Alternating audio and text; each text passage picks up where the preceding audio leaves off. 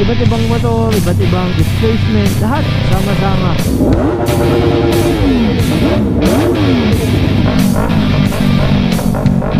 Sobrang dami oh. Hindi na kasi sa Boracay, sarado na tong kalsada na to. Shout out to Bad Rider PH. Salamat sa suporta sa Republika Ride. Mabuhay ka!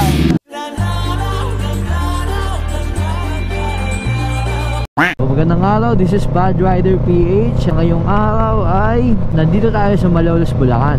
Ang lamig! Maaga tayong bumiyahe dahil meron tayong a-attendan na isang event, Republika Ride 4. Ang Republika Ride ay isang event kung saan ginugunita ang unang republika ng Pilipinas. Gusto ko na talaga siyang attendan. Part kasi ng organizer ng event na to ay si Boss Toti. Makikita niyo siya doon sa vlog ni Sir Naj Abdul. Tsaka yung baka nandito ka. Siya yung nakasuot ng jersey natin na Bad Rider PH. Sila ni Mayor Natividad, parte ng bumubuo ng event na to. Hindi binasa. Ay, hindi ko dala yung card ko. Miss, pwede ba mapaskan? Okay na yan. Meron na ako nakitang 4 na big bike kasama yung Ducati Multistrada na yon, na most probably kasama rin sila dun sa Republika Ride. Malapit lang kasi dito na ako nanggaling sa Malolos eh. Hindi na ako nag-riding jacket kasi alam kong mamaya unang-una mainit. Tsaka hindi naman kami sigurado magmamabilis nito, no?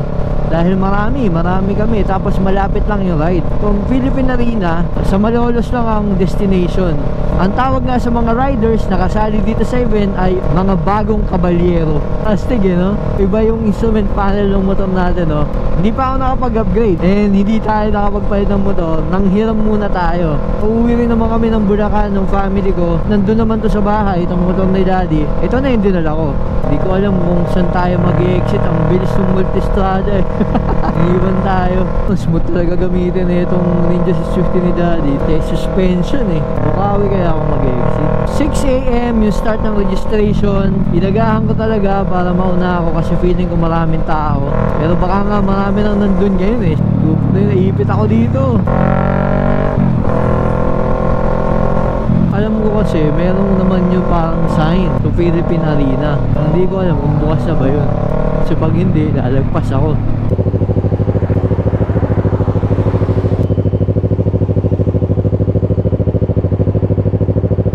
Based kay Waze, mukhang dito na nga tayo mag-exit.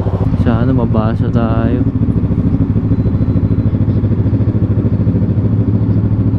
Agoy, di siya nabasa. Nakalimutan ko yung card eh. Scan na lang. Pasensya na. Okay na. Thank you. Low balance ah.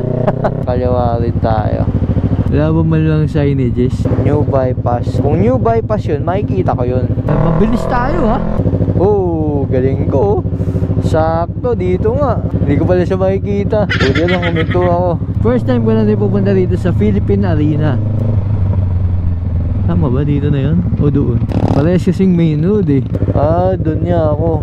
May malaking simbahan ng INC, which is a good sign. Ito na. Madilim pa kasi eh, hindi ko masyadong makita eh. Pero ito na. Kaya lang, saan ang pasukan? Tayo matatanungan. Saan yung event, sir? Diretso po, dulo kaliwa. Diretso, dulo kaliwa. Salamat, sir. Luwag pala rito. Mukhang open siya for public ha. Kaya anong group? Solo lang, sir. Bay 4. Kanan po tayo ha. Solo lang, ma'am. Saan po ang registration, ma'am? Sige po, meron po diyang Okay po. nakaabang. Sige po, thank you. Gabi, parang organize ha. So, nandito ako sa Bay 4. Ayan yung Philippine Arena. Iba't ibang grupo to ah. May mga GS, may mga maxi scooter, cruiser type ng motor. Siyempre, yan, Ninja rin, GSXR. Kung maaga pa kasi, no? Kaya parang wala pa masyadong motor. Pero tingin ko mamaya dadami pa eh. Nagpa-register na rin ako. Medyo maliwanag na. Kita na yung arena. Ayan, nagdadatingan na rin. Doon, meron pa doon, no? May Gold Wheel. Sir Nudge pala yan, no? J-Mac. Siyempre, mga sikat na vlogger nandyan, no? Yung maliliit na grupo, tsaka solo, dito pinapapunta sa Bay 4. So, yung may mga grupo talaga na nagpa-early registration, nandoon. Banda doon. Sa mga yan. Pero marami pa nagdadatingan, no? 7 AM ang take off. So Jet, pwede mo yung sticker, sir? Meron, sir. Bad Rider Ay, ikaw ba si PH. Bad Rider? Yes, sir. Shout out to Bad Rider PH. Salamat sa suporta sa Republika Ride. Mabuhay ka. Kahit pa paano pala, naalala pa rin niya tayo. Kasi in-invite niya ako noon sa isang event, kaya lang di ako nakapunta. Pero ngayon, at least nandito na ako. So, ito yung gamit natin ngayon, ha. 2021 Ninja 650 ni Daddy. Kung napapanood niyo pa to at sinama ko pa to doon sa vlog, for sale pa rin siya. So, interested kayo, message na lang din ako. Napakaganda pa niya, napakakinis, ang ganda pa manakbo, fresh na fresh. At TFT display na yan. So, 7,300 lang tinakbo. Hindi lang kasama itong top box, ha. 2021 Ninja 650. May mga nakita pa akong Vespa doon sa side na yon.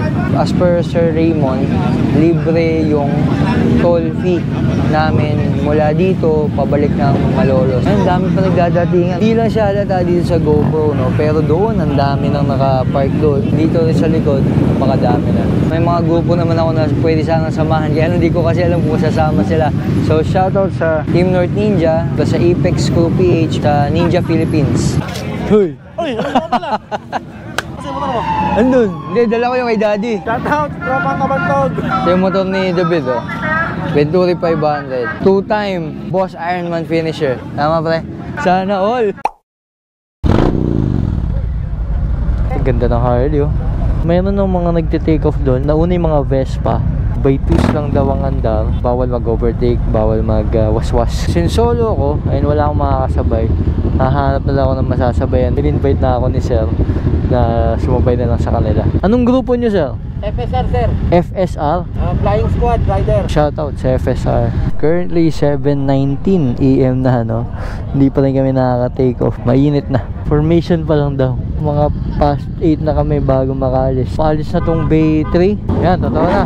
Hanap lang tayo ng masisingitan dito. Thank you. Singit tayo ni Sir. Thank you, Sir. Dumadagong-dong ang mga makina.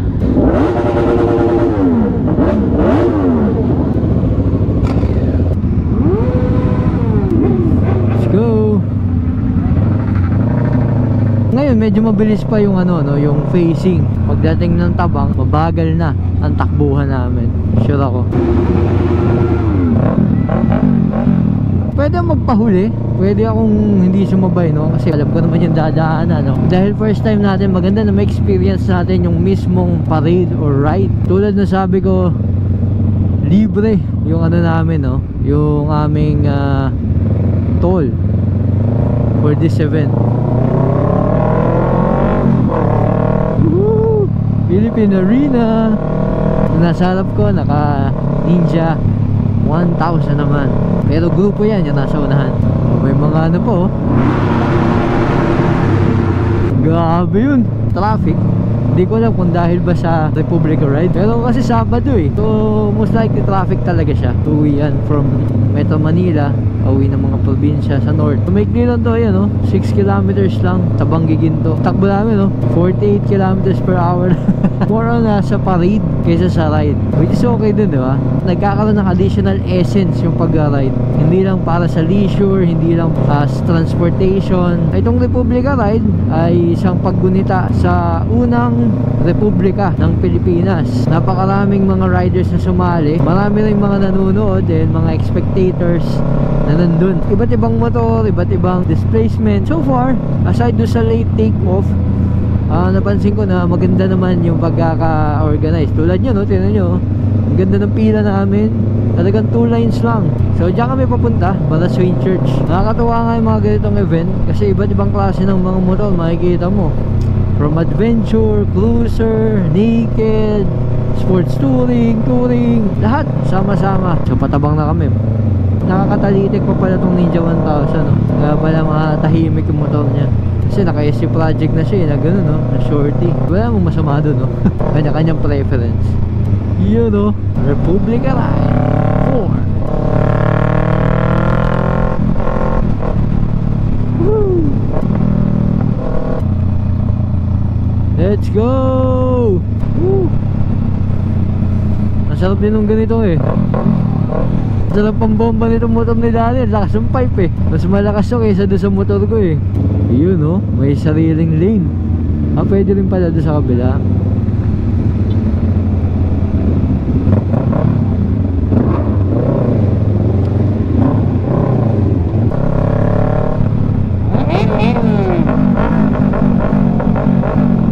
Dami rin nag-aabang eh, nastig eh. Traffic dito sa Tabang. Oh, yun siya sabi ko, diba? Dito magta-traffic. Ganda na ito, XSR 900 na bagong model. Iba na yung ano niya, yung tail niya. Ayan eh, yung upuan. It's 1000 XR oh. Ganda oh. Gaganda ng mga big bike eh no. Ito, MT-07. R1 yata itong nasa harap ko eh. Sa totoo lang, pwede nang mag-iwahiwalay itong mga motor na to, di ba? Tuloy pa rin yung pila, kahit mainit. Ganda ng pangalan siya, Shinchan. Dun lang oh. Mga Vespa oh.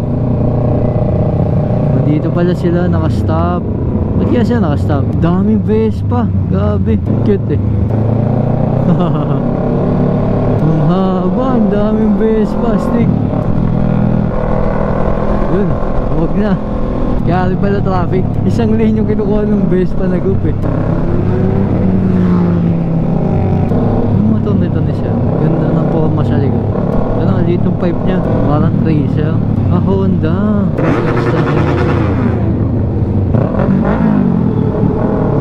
Bristol.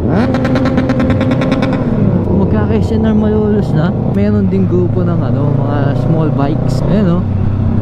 Sila pala yan. Okay.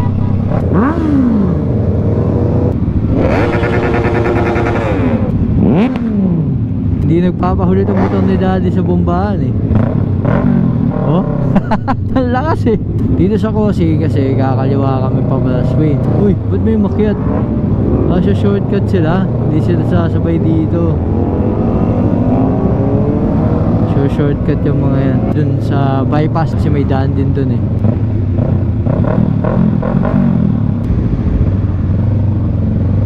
Let's go!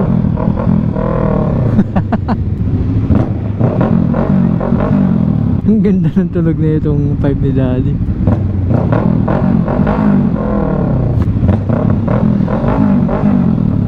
Solid yung tunog. Traffic na kasi.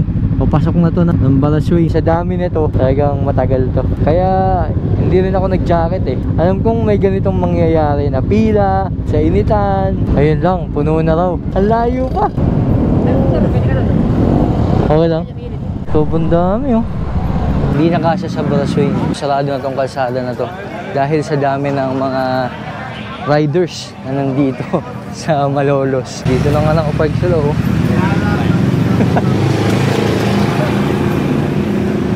Layo pa ng pinag-parking ko. Republika, hindi lang sa Pilipinas, bagkus ang pamana po ng unang republika ay demokrasya.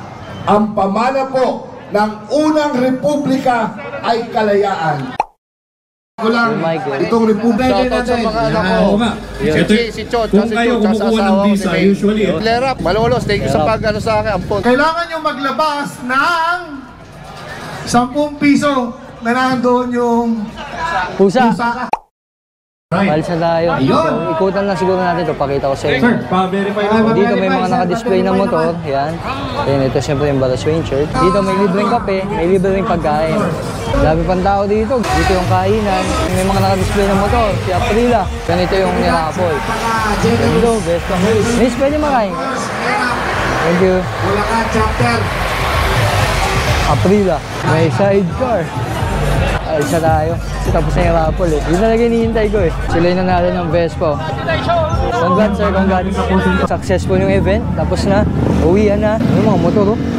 Talagang sinarado na tong kalsada. Wala eh. Ang dami talagang mga motor. Tingnan natin next year kung makakasama pa tayo. No? Hindi ko kasi alam kung saan gagawin. Pero enjoy naman siya. Init lang. Pero sana mas mahaba yung ride. Shoutout kay Boss Toti. Thank you sa shirt tsaka sa balaklava. Nabigyan pa. Shoutout dito sa Rusi tsaka kay Kuya. Salamat sa pagpapark. Medyo naabala nga lang sila. Pasensya na. Sir, thank you. Dami pang tao dito. Ang dami pang motor oh.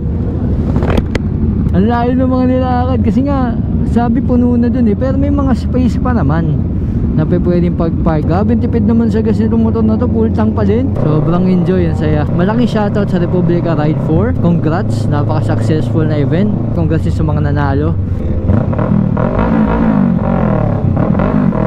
big shoutout kay Boss Toti, kay Sir Raymond Gabriel, at sa lahat ng bumubuo at nag-organize ng Republica Ride 4. Hopefully makasama ulit ako next time, no? Big shoutout din sa Philippine Motorcycle Tourism. Overall ako, nag-enjoy ako dun sa naging event. Aside sa nag-enjoy ka na, nakapag-ride ka na, kahit papano may na-share ka o may na-contribute ka doon sa pagdiriwang ng unang Republika. Hindi basta event lang, hindi basta ride lang. This is Bad Rider PH. Bye bye.